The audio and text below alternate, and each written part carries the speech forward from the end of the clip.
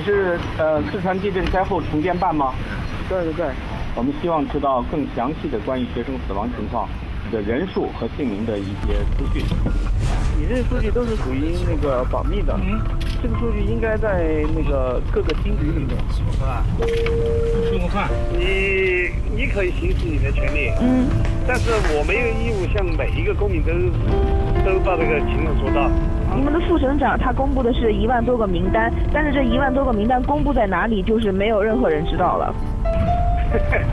你干嘛要这个名单呢？啊，要是美国派遣的特务呢，你就没必要再管这个事情了。我告诉你，我直接怀疑你就是这个美国或者日本派过来的特务。你在我这儿绝对打听不到这个名单。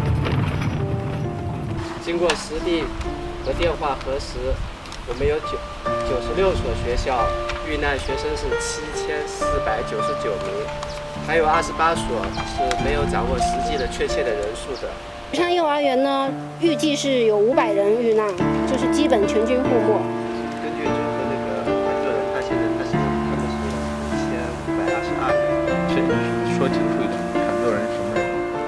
韩国人他们做了一个四川省教育系统师生伤亡情况的调查汇总表。就是说我自己的经验就是，拿到一个名单马上就发短信，要不然就随时可能被收走，收走就白跑了。